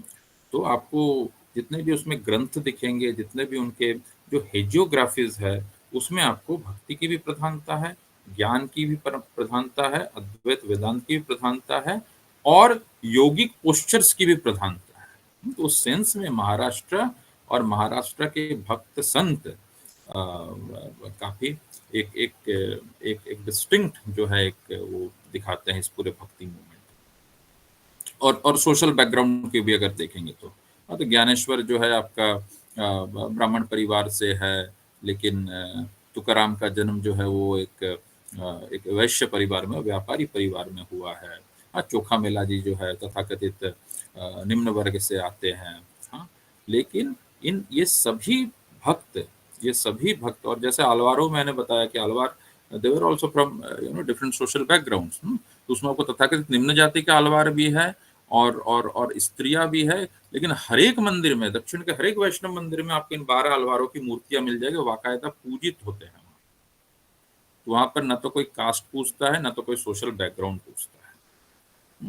वहां पर उनकी एक ही आइडेंटिटी है, हरि का भजे सो हरि का होए, जाति पाति पूछे नहीं, जो रामानंद ने कहा है नॉर्थ इंडिया। तो वहां पर आपको उसके सोशल बैकग्राउंड की और इकोनॉमिक बैकग्राउंड का कोई लेना देना नहीं है।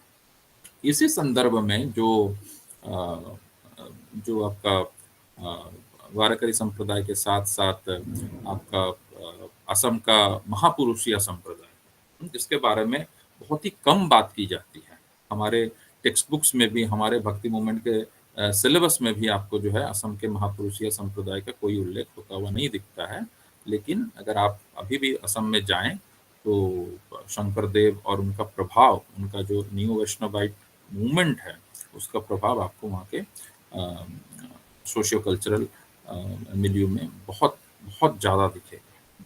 तो 15th सेंचुरी के सेंट है महापुरुष शंकर देव, और उन्हीं से इसकी शुरुआत होती है। और एन आचार्य 1979 के एक स्कॉलर है, उन्होंने बड़ा अच्छा काम किया है महापुरुषिया आंदोलन पे, महापुरुषिया संप्रदाय पर। तो शंकर देव से चूंकि शुरुआत हुई है, शंकर देव को महापुरुष कहा गया, दैट इज दिस नेम महापुरुषिया संप्रदाय, महापुरुषिया सेक्ट। तो इन्होंने क्या कहा, इन्होंने कहा on very simple term they were propagating their philosophy। उन्होंने कहा कि वे भक्ति के 4 मुख्य पिलर्स हैं, गुरु, देवता, नाम और भक्त। और कमोबेश आपको यही 4 जो है आपको दूसरे स्थानों में भी, दूसरे संप्रदायों में भी दिख जाएंगे। और साथ ही साथ यहाँ पर शंकर देव ये कहते हैं कि भाई भक्त और भगवान के मध्य शरणागति का होना अति आवश्यक है। शरणागति जो है वो सबसे मुख्य सिद्धांत है।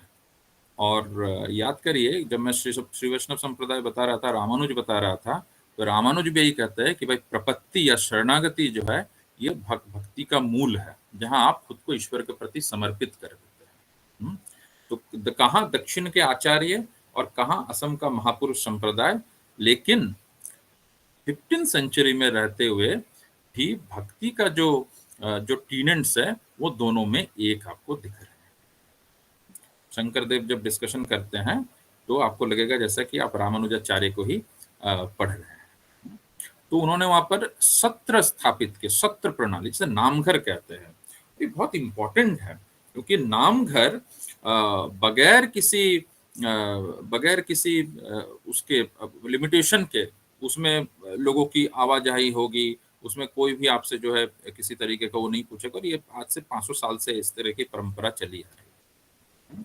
तो शंकर देव ने जो है भागवत पुराण के पूजा का प्रचलन किया। पुराने क्षत्र घरों में असम में मूर्तियां नहीं होती थी, तो भागवत पुराण, श्रीमद् भागवत पुराण की पूजा करते हैं, जैसे अपने सिख भाई करते हैं, गुरु ग्रंथ साहिब को मानते हैं, उसी तरीके से वहां पर नाम घर में भागवत ग्रंथ रखा जाता है। तो पुस्तक पूजा की भी जो परंपरा है वो भी आपको भारत के विभिन्न हिस्सों में देखने को मिलेगा।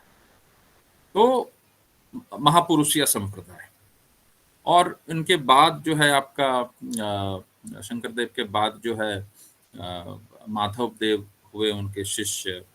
और सिर्फ आपका मतलब भक्ति और उसमें ही नहीं, बल्कि अगर आप शंकर देव को देखेंगे तो he was a prolific writer, so he translated the Sanskrit Bhagavat into vernacular।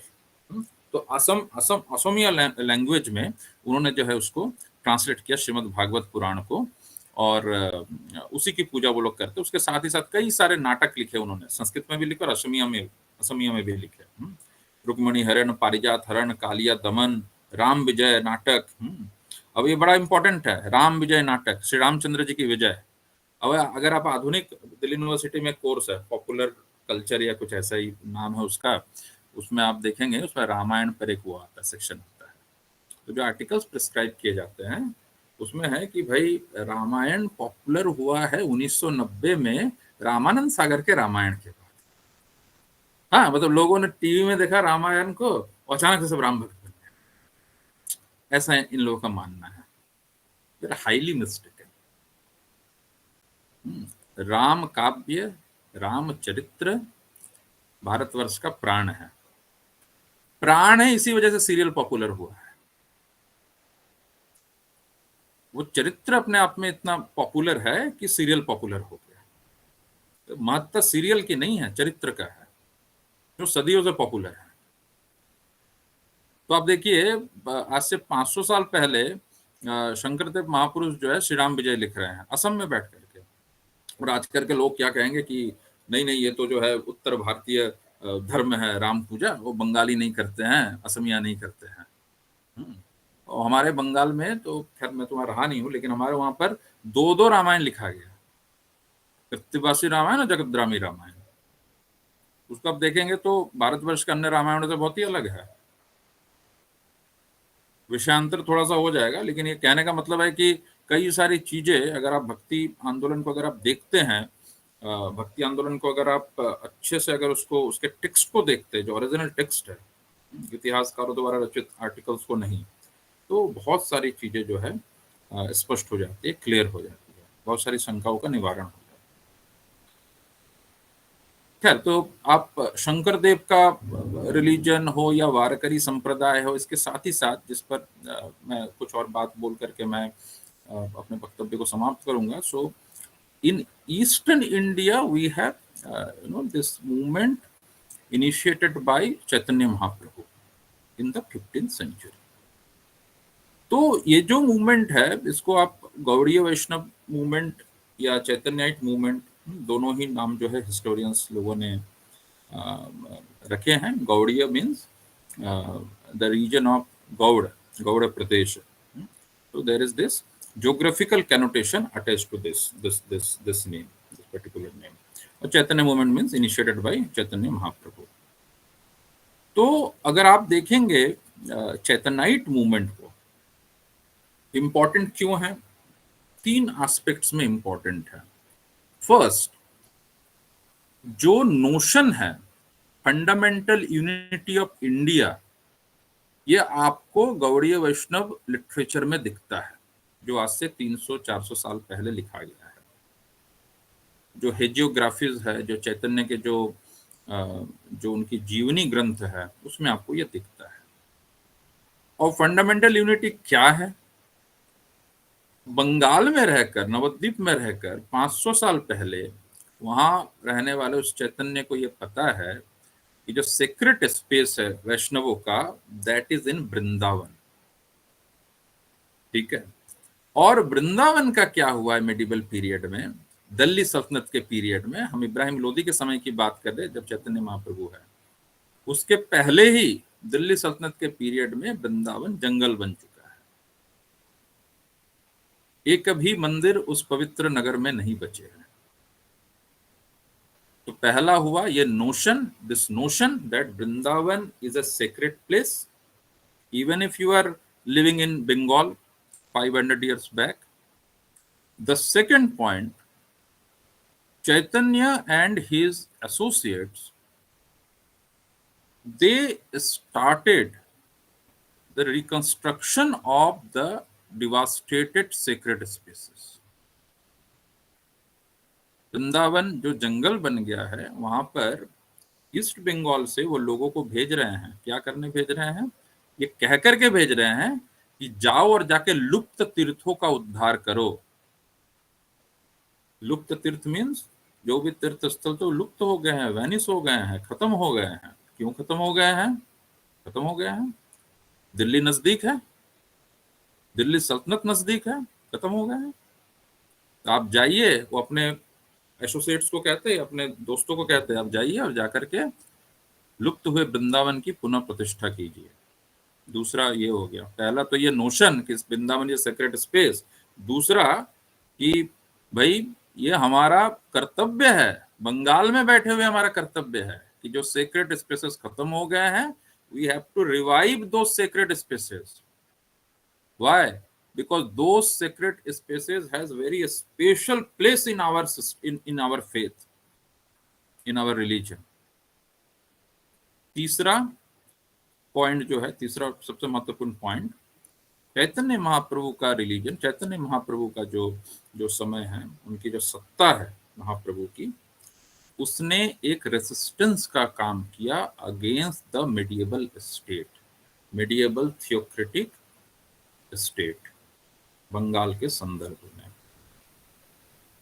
मैं उसी से मैं लास्ट में एक एग्जांपल दूंगा, और आप देखेंगे अगर गौड़ीय वैष्णव आंदोलन को, गौड़ीय वैष्णव संप्रदाय को, तो आज का जो वृंदावन है, पूरा का पूरा वृंदावन महाप्रभु के पार्षदों के कारण ही हमारे सामने आया है। तो आप देखेंगे कि वृंदावन में 6 गोस्वामी चैतन्य महाप्रभु के पार्षद, रूप, सनातन, रघुनाथ भट्ट, गोपाल भट्ट, रघुनाथ दास और जीव गोस्वामी। इसमें से गोपाल भट्ट गोस्वामी सुदूर तमिलनाडु के थे, again the same town Tiruchirappalli, जहां से रामानुजाचार्य थे, और रामानुजाचार्य की परंपरा में थे। चैतन्य महाप्रभु गए, उनके घर में रुके, वो तो भारत भ्रमण पे निकले थे, वहां पर गए और गोपाल भट्ट गोस्वामी के ही घर पे रुके चैतन्य महाप्रभु 4 महीने, जैसे चातुर्मास से कहा जाता है, सन्यासी इधर उधर नहीं जाते हैं, चातुर्मास से व्रत करते हैं, तो त्रिची में किया उन्होंने व्रत चातुर्मास से का। गोपाल भट्ट गोस्वामी के घर में रुके। गोपाल भट्ट गोस्वामी 4 वर्ष के थे उस समय। तभी उन्होंने कह दिया, उनके कान में मंत्र दे दिया कि भाई तुम्हें जो है तमिलनाडु में नहीं रहना है, आपको आना है वृंदावन। वही गोपाल भट्ट गोस्वामी वृंदावन आते हैं, वृंदावन में आकर के इंपॉर्टेंट टेक्स्ट लिखते हैं वैष्णविज्म के। मंदिरों का निर्माण तो खैर उन्होंने नहीं करवा, लेकिन हाँ डेटीज की स्थापना, विग्रहों का स्थापना, ये सब करते हैं। One of the most prominent Acharyas in Gaudiya Vaishnavism Gopal Bhatt Goswami. इन 6 गोस्वामियों में से रघुनाथ दास गोस्वामी अ नॉन ब्राह्मण, जो वृंदावन के पास राधा कुंड वहां के महंत बनते हैं, और जमींदार के बेटे, नॉन ब्राह्मण बट जमींदार। तो कई तरीके के भ्रम जो है आपके टूटते हैं अगर आप इन टेक्स्ट को अगर देखेंगे तो। अगर टेक्स्ट को देखेंगे, एक नॉन ब्राह्मण है, जमींदार है, और ये भी मेंशन है कितने की जमींदारी है चैतन्य चरितामृत में, 15 लाख रुपए सालाना की जमींदारी के जमींदार, सब कुछ छोड़ छाड़ करके वृंदावन चले आते हैं और संत बन जाते हैं। तो उन लोगों ने मिलकर के वृंदावन जो बिल्कुल ही जंगल बन चुका था, असल में वन बन चुका था, वहां पर देवालयों की स्थापना महाराजा मानसिंह के समय में, अकबर के समय में, इन्हीं 6 गोस्वामी से रघुनाथ भट्ट गोस्वामी के तत्वाधान में गोविंद देव जी के मंदिर की स्थापना, गोपीनाथ के मंदिर की स्थापना, मदन मोहन के मंदिर की स्थापना, वृंदावन के सबसे बड़े मंदिर जो मानसिंह के समय में बनाए जाते हैं।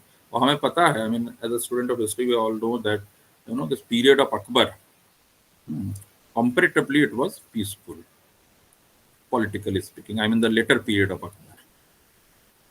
हालांकि ज्यादा दिन तक ये शांति टिकती नहीं है। गोविंद, गोपीनाथ, मदन मोहन, औरंगजेब के समय में मंदिर तोड़े जाते हैं और विग्रह को जो है छुपा करके आप लेकर के जाते हैं राजस्थान, जयपुर में अभी भी है गोविंद जी। तो वो एक अलग ही किस्सा होगा, वो जो देवालयों का पुनर्निर्माण और तोड़ा जाना, वो इतिहास का एक अलग ही जो है अध्याय है। तो महाप्रभु का जो आंदोलन है, महाप्रभु का जो संप्रदाय है, उसमें आपको इस तरीके के संत, इस तरीके के लोग मिलते हैं जिन्होंने जो संत होकर के भी जिन्होंने जो है आपका हमारे जो कल्चरल इंपॉर्टेंस के जो सेंटर थे उसको रिवाइव किया, ग्रंथ लिखे, और साथ ही साथ जो लिटरेचर है उस लिटरेचर में अपनी भागीदारी की। तो अगर आप इसको देखेंगे, अगर गौड़ीय वैष्णव लिटरेचर को अगर देखेंगे, तो लिटरेचर में आपको पूरी तरीके से जो तत्कालीन जो समाज है, वो समाज कौन सा है, वो समाज है हुसैन शाही नवाबों का जिसमें अफगान रूलिंग क्लास है, जिसमें हबशी रूलिंग क्लास है बंगाल में, उनका वो समय है। और जितने भी टेक्स्ट है, I mean when I am talking about text, I am talking about the hagiographies, the Bengali and the Sanskrit hagiographies on the life of Chaitanya Mahaprabhu. तो जितने भी हेजियोग्राफीज है, they all have described the socio-cultural situation of the medieval period, जो अपने आप में बहुत ही important है। क्यों इम्पोर्टेंट है? क्योंकि आप भक्ति को अभी तक कैसे देखते आए हैं? आप भक्ति को देखते आए हैं कि भाई ईश्वर के प्रति आपकी भावना है, और उसमें आप जो है करताल लेकर के, मृदंग लेकर के कीर्तन करेंगे बैठ करके। कई लोगों को ये बात नागवार भी गुजरता है कि भक्त बन करके आप जो है कैसे जो है जो आपके जो विरोधी है उनका कैसे आप सामना करेंगे, क्योंकि आप में तो वो वीरत्व और छात्र धर्म वो तो है ही नहीं, तो आप कैसे उसको टैकल करेंगे सामने वाले को? तो उनको ये महाप्रभु का चरित्र, महाप्रभु का जो वो पढ़ना चाहिए। तो ऑलरेडी बंगाल में 15th सेंचुरी तक रैम्पेंट कन्वर्जन और वो हुए हैं, जिसका एक वो मिलता है कि आपको तो पाल पीरियड का एक भी टेम्पल जो है पूरे ईस्ट इंडिया में कहीं नहीं मिलता है, बंगाल में तो एक भी नहीं मिलता है। जो भी बने होंगे सबके सब जो है आपका डिस्ट्रॉय कर दिया। ऐसी परिस्थिति में जहाँ पर लोगों का मोरल नहीं है, लोगों में निराशा का दौर है, ऐसी परिस्थिति में इनका जन्म होता है, और एक तरीके से भक्ति आपका एक वॉइस ऑफ रेसिस्टेंस बन जाती है। तो basically in the entire medieval, I am talking about this Gaudiya Vaishnavism, but we have examples from the Nabhadas's Bhaktamal. वहां भी आपको दिखता है कई सारे संत जो है डायरेक्ट कन्फ्रंटेशन करते हैं तत्कालीन शासक वर्ग के साथ। मथुरा के रीजन में, राजस्थान के रीजन में, अलवर में कई सारे संतों का नाम आता है। अब मैं आपको गौड़ीय वैष्णव उसके बारे में बता रहा हूँ because I am very much comfortable with the Bengali text. तो आप देखेंगे कि bhakti as a resistance. So on several occasions in the entire medieval period, entire period of bhakti movement, it emerged as a voice of resistance against the autocracy of the state। और जो traditional society है, traditional society का society को वो moral support देने वाला भी बनता है भक्ति। तो एक तरीके का there was a kind of mutual relationship of devotion and resistance. और इसका सबसे बड़ा उदाहरण हमें चैतन्याइट भक्ति मूवमेंट से मिलता है, ईस्टर्न इंडिया से मिलता है, जिसमें एक बड़ा फेमस कैरेक्टर है। ये स्टोरी सुना करके, ये स्टोरी तो खैर नहीं, कहानी नहीं है, ये तो इतिहास है जो उसमें दर्ज है, ये सुना करके मैं जो है इसको खत्म करूंगा। तो there was this very famous character in all the hagiographies of Chaitanya Mahaprabhu. His name was Chand Kazi। काजी आपको पता है, काजी मतलब जज करने वाला, है ना। तो this Chand Kazi, he was the judge of the famous town Navadvip। Navadvip was it was not the capital city, but one of the most prominent city of contemporary Bengal। और चैतन्य महाप्रभु का जन्म भी नवद्वीप में ही हुआ है। And this character, the character of Chand Kaji became famous in Chaitanya's hagiographies। He was the chief justice of Navadvip city, and the biographies, the hagiographies, it suggested that this person Chand Kaji was a very pious Muslim, and he started to control the society according to the Islamic laws, Islamic rules and regulations। And at the same time, Chaitanya started his public procession of Sankirtan। संकीर्तन जो शब्द है उसकी व्युत्पत्ति करेंगे तो वही आता है कि सब मिलकर के कीर्तन कर रहे हैं, सम्यक रूप से कीर्तन हो रहा है। तो पब्लिक प्रोसेसन जो है कीर्तन का जो है वो शुरू हो जाता है। नाउ दिस पर्सन चांद काजी, He was not only the Chief Justice but also the peer of the then Nawab of Bengal, Alauddin Hussain Shah, 1493 to 1519. जज भी है और उसका पीर भी है, और जितने भी हेजियोग्राफीज है, ऑल द इंपॉर्टेंट हेजियोग्राफीज बंगाली में बेसिकली लिखे हुए, चैतन्य चरितामृत, चैतन्य Bhagavat, all the books, it is unanimously accepted that that the Yavan official, the term they have used, the authors have used is Yavan officials, they got very angry due to the kirtan of the Hindu Vaishnavas in the town of Navadvip, and Chand Kaji, he banned the kirtan. और जो मूल ग्रंथ है, मूल ग्रंथ में लिखा हुआ है कि भाई चांद काजी ने ऐलान करवाया कि अगर कोई कीर्तन करते हुए पकड़ा जाता है, उसको जाति बहिष्कृत किया जाएगा। अब ये जाति का बहिष्कार बड़ा डरावना था, हमारे आज के समय के जैसा नहीं कि आपने जो है उसको बिल्कुल ही एक नेगेटिव कोनोटेशन में करे, तो लोग बड़े डरते थे कि भाई जाति छिन जाएगी, जाति कैसे छीनते, इस पर भी कथा है कि जाति कैसे छीनी जाती है। अलाउद्दीन हुसैन खान जो बंगाल का नवाब है, पहले नवाब नहीं था, पहले वो जो बंगाल का जो गवर्नर था सुबुद्धि राय, उसका एक प्यादा था।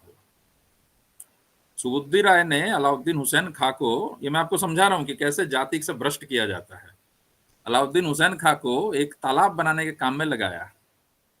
तालाब बनने में देर हुआ। सुबुद्धि राय अचानक से इंस्पेक्शन को पहुंचे, देखा कि अलाउद्दीन हुसैन खान सो रहा है दोपहर को भोजन करके। उन्होंने उसको पीटा एक छड़ी से। हुसैन खान ने सह लिया कि चलो मास्टर है, हमारा शासक है, मालिक है, उसने सह लिया। लेकिन समय के साथ अलाउद्दीन हुसैन खान बंगाल का नवाब बनता है और उसकी पत्नी उसको उकसाती है कि तुम्हें मारा था इसने, सुबुद्धि राय ने, तुम उसे बदला लो। तो पहले तो आनाकानी करता है कि नहीं, बदला नहीं ले सकते, एक जमाने में इसका नमक खाया है। बाद में बहुत उकसाने पर सुबुद्धि राय को बुलाता है और झूठा पानी उसके मुंह पे फेंक देता है और सुबुद्धि राय का जाति भ्रष्ट हो जाता। सुबुद्धि राय तो इस तरीके से जो है आप जाति भ्रष्ट करते थे। ये चैतन्य चरितामृत में इसका बड़ा विशद वर्णन है कि कैसे सुबुद्धि राय का जाति भ्रष्ट किया गया और वो रोते पीटते चैतन्य महाप्रभु पहले काशी के पंडितों के पास गए। पंडितों ने बोला कि भाई इसका कोई प्रायश्चित्त नहीं है, आपको जो है सेल्फ सैक्रिफाइस करना पड़ेगा, self sacrifice by drinking hot boiling ghee. तो डर गए सुबुद्धि राय। फिर वो महाप्रभु के पास गए, महाप्रभु ने बोला कि इसकी जरूरत नहीं है, वृंदावन जाइए और वृंदावन में जाकर के जो भी वहां पर उनकी सेवा कीजिए। तो सुबुद्धि राय का समाधि आज भी वृंदावन में आपको मिलेगा। एक समय में बंगाल के राजा, फिर रंक और फिर संत। बड़ा बहुत ही इंपॉर्टेंट, बहुत ही इंटरेस्टिंग कैरेक्टर। कैसे कैरेक्टर, इस तरह के कैरेक्टर जो है महापुरुषों के छत्र छाया में आकर के बिल्कुल बदल गए। बहरहाल तो ये अलाउद्दीन हुसैन खां का पीर, उनका गुरु, उसका स्पिरिचुअल मास्टर चांद काजी, he announced that Sankirtan is banned in the town of Navadvip, and if anyone is found singing kirtan in public, his property will be confiscated and he will be expelled from the caste.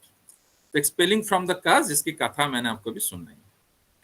However, in the protest against this draconian law, Chaitanya Mahaprabhu called upon each and every people of the town from all the community to oppose this law of the Qazi. And in the evening time, they all reached the Qazi's house with mashals, doing Harinam Sankirtan. इतिहास का पहला मशाल जुलूस आपको चैतन्य चरितामृत में जो है उसका वर्णन मिल रहा है, इतिहास के पहले मशाल जुलूस का।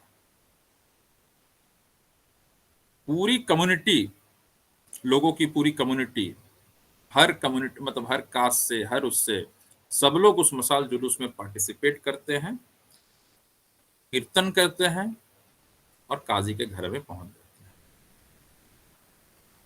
हैं। And all the text suggested that all the texts, Chaitanya Charitamrita, Chaitanya Bhagavat, all this text suggested that there was a debate between the Kazi and Chaitanya Mahaprabhu. It's very important to note that Kazi, according to the Bengali text, he raised the same issues that many of the non-Hindus raised even in today's context, like significance of cow, notion of avatar.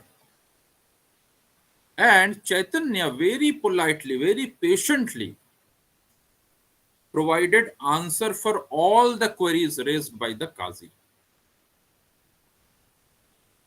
हालांकि एक और वर्णन मिलता है कि on the one hand they were discussing, they were debating on philosophical and religious issues, और लोग इतने उग्र हो गए थे काजी के खिलाफ कि घर में तोड़फोड़ करना शुरू कर दी, तो काजी उससे डर गया। और लोगों की शक्ति कहां से आ रही थी? लोगों की शक्ति का साधन था हरिनाम संकीर्तन, पब्लिकली हरिनाम संकीर्तन। हमारे और आपके लिए जो है बहुत ही इसकी कोई महिमा भी होगी नहीं, लेकिन मिडिवल पीरियड में बहुत बड़ी बात थी कि आप पब्लिकली जो है आप हरिनाम संकीर्तन कर रहे हैं। तो डिबेट एंड डिस्कशंस होते हैं कई सारे इश्यूज पर, मतलब फिलोसॉफिकल इश्यूज भी है, इस्लाम से रिलेटेड, हिंदुइज्म से रिलेटेड। तो काजी पहला इशू ही उठाता है कि भाई गाय को कैसे माँ बोलते, यही काजी का जो है पहला इशू था।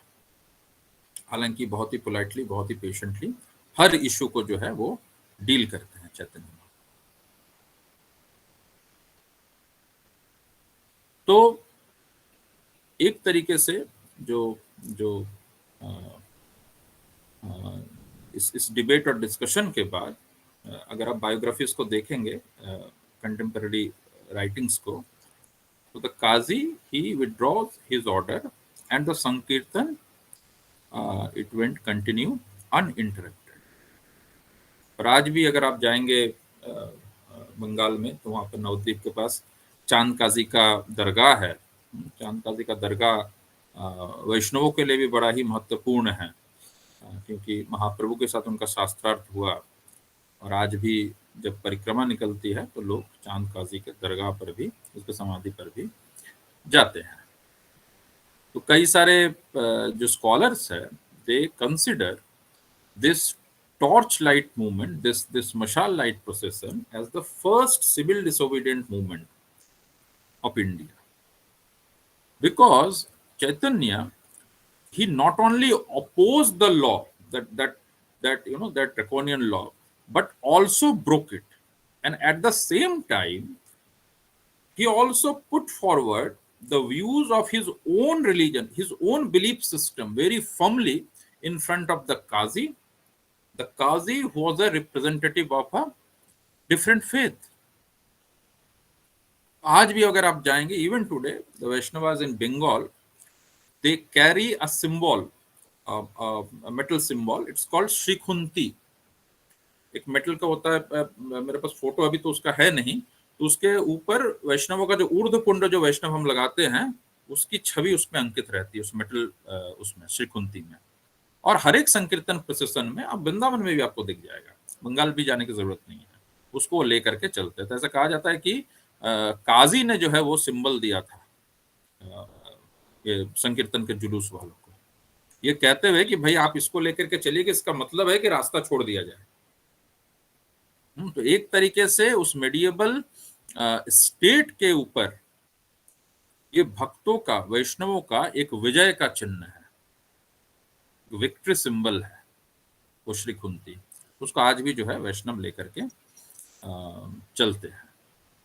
तो अब देखिए कि किस तरीके से जो ये जो कथाएं हैं हेजियोग्राफीज, बायोग्राफीज में, they basically they provide various examples of how bhakti, it provided a kind of mental and spiritual support, a solace to the common people of medieval period.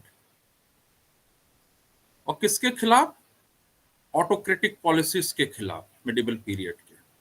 तो उन पॉलिसीज के खिलाफ भक्ति एक तरीके का एक सोशल कॉन्शियसनेस बन जाता है पूरे पूरे मध्यकाल में। और ये जो सोशल कॉन्शियसनेस है उसका रूट है एक भक्त का पर्सनल साधना। वो पर्सनल सर साधना ही सर जो है, वो पर्सनल साधना, सर बस सर हो गया, पर्सनल साधना ही जो है वो जो है आपका रेसिस्टेंस का फॉर्म ले लेता है। धन्यवाद।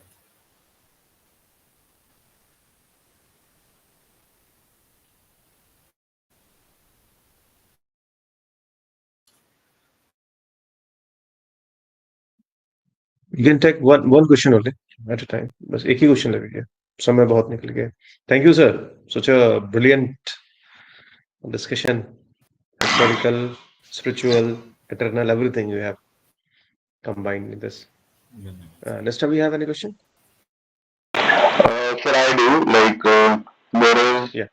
Aman Pal from History Honors third year, Shahid Bhagat Singh College. He has raised the question that how did the principles of bhakti align with the teachings of Vaishnavism, and what impact did this have on religious practice, with emphasis on religious practice as such?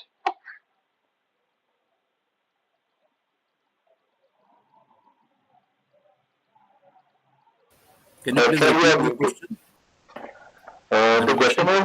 the question is how did the principles of bhakti align with the teachings of Vaishnavism, and what impact did this have on religious practice?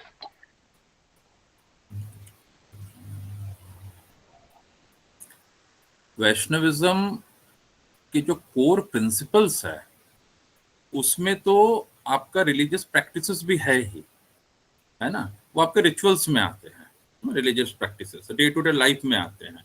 Now in those religious practices the notion of seva is very important, notion of seva towards your Ishta Devata. अब ये जो सेवा है उसमें आप इष्ट देव को कोई मैकेनिकल एक वो नहीं मानते हैं कि वो स्टोन के विग्रह है या पीतल के विग्रह है। वहां पर इष्ट जो है आपके लिए इट्स अ लिविंग एंटिटी। तो जब आप लिविंग एंटिटी के तौर पर इष्ट की सेवा कर रहे हैं, then you are compelled to do seva of the society, because the society is the manifestation of your इष्ट देव। सोसाइटी को जो है आप सोसाइटी की सेवा आपको इसका मैनिफेस्टेशन मान करके ही करना पड़ेगा। तो इस प्रकार से मतलब वैष्णविज्म का जो कोर प्रिंसिपल है उस कोर प्रिंसिपल में सेवा, इष्ट की सेवा और समाज सेवा, ये दोनों ही आ जाएगा। एक और किसी ने चैट बॉक्स में पूछा है, हर्ष संजय जी, टू नो मीराबाई। देखिए मीराबाई को ट्रेडिशनली माना जाता है कि रामानंदी साधक थी, संत रविदास की शिष्या है मीराबाई जी। और मतलब आप कहेंगे कि फिर कृष्ण भक्त है और रैदास जी तो राम जी के भक्त थे। तो ये जो वेद का जो ज्ञान है ये मध्यकाल में हमें नहीं दिखता है। तो मतलब उनके गुरु राम के उपासक थे, मीराबाई जो कृष्ण की उपासक है। और मतलब मीराबाई को बिल्कुल ही जो वैष्णव जो पंथ है उसमें एक बड़ी साधिका माना जाता है। उत्तर भारत में मीराबाई, कश्मीर में लालदेव, हालांकि शिव की उपासिका है लालदेव, और महादेवी अक्का कर्नाटक में वीर शैव परंपरा की, और तमिलनाडु में गोदा देवी। ये सभी जो है उमेन भक्तों की श्रृंखला में, क्योंकि समय कम था इसलिए मैंने उमेन भक्त वाला मुद्दा जो है नहीं उठाया है, बट ठीक है। मतलब मीराबाई जो है one of the most prominent figures in the Vaishnavite movement. Okay, so we won't be taking questions anymore as we had already exceeded our time. So, Nishtha, you may continue now.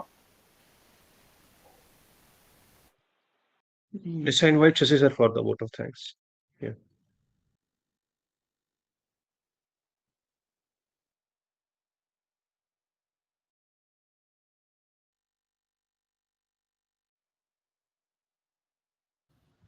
Thank you, sir.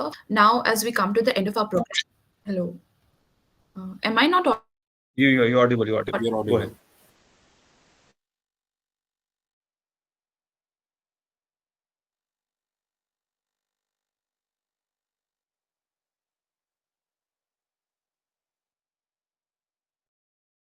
Okay, so since Nishtha seems to be having some issue, I would like to invite Dr. Shashibhushan Singh, our Managing Trustee, to deliver the vote of thanks. Please, sir. Thank you Harsh, thank you निष्ठा, thank you वेद भाई। भक्ति बहुत मेरे समझ से सहज विषय है, लेकिन बहुत जटिल भी है जब हम उस पर चलने की कोशिश करते हैं, दूसरों को देखते हैं चलते हुए। बहुत सीधा रास्ता है, लेकिन आज तक चलने वाले लोगों ने इतने तरीके अपनाए हैं कि वह बहुत व्यापक भी दिखने लगता है कई बार। इतने बड़े विषय पर संदीप चटर्जी जी का जो व्याख्यान है आज का, इतना विस्तारित, इतना सारगर्भित, इतना जानकारी से युक्त है। मैं फर्स्ट सेंचुरी ऑनवर्ड से ट्रेवल करना शुरू किया था इनके साथ, और मुझे लग रहा था ये रास्ता ख़त्म नहीं होगा। ये इतना बड़ा है, साउथ की भक्ति, नॉर्थ की भक्ति, कश्मीरी शैव, कन्नड़ी शैव, अद्वैत वेदांत, निम्बार्काचार्य, वल्लभाचार्य, रामानुजाचार्य, चैतन्य महाप्रभु, नाम शायद मैं भूल भी जाऊं अगर कहना शुरू करूं, और फिर 5 मिनट एक्स्ट्रा जाएगा। तो बाद में हर्ष ने जो सवाल जोड़ा मीराबाई जी का, मुझे बहुत हंसी भी आ रही थी कि एक और लंबा अध्याय खुलेगा। यह बड़ा शानदार सवाल दोनों बच्चों ने रखा है। तो जितना अच्छा आज का आख्यान रहा, आज का व्याख्यान रहा, उसके लिए संदीप भाई का बहुत बहुत आभार संवर्धन ट्रस्ट की तरफ से। हम सब एक छोटी सी टीम है संदीप जी, आप हम सबसे पहले से परिचित हैं। तो यह टीम कोशिश करती है कि आप जैसे मतलब बहुत अच्छे विद्वान वक्ता को यहाँ बुलाएं, आमंत्रित करें इस मंच से, हम अपने बच्चों तक पहुँचाएं अपनी बातों को।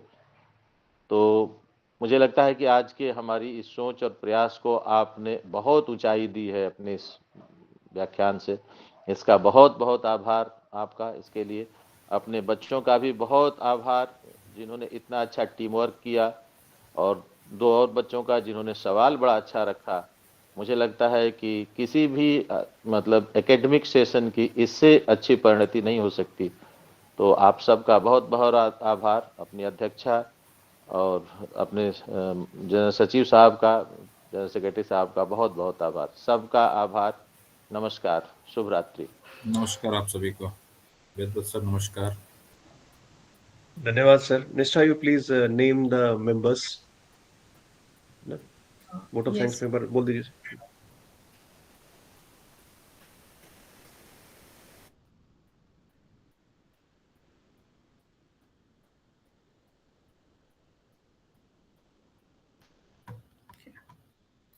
So with Let's this, yes, sir. Yeah, move With ahead. this, I'd like to conclude the session. I thank everyone for joining. You can follow us on our social media or visit our website to stay informed for our upcoming events. You can also join us as an intern or volunteer by sending a mail along with your CV at samvardhantrustngo@gmail.com. I thank everyone for joining. Have a good day.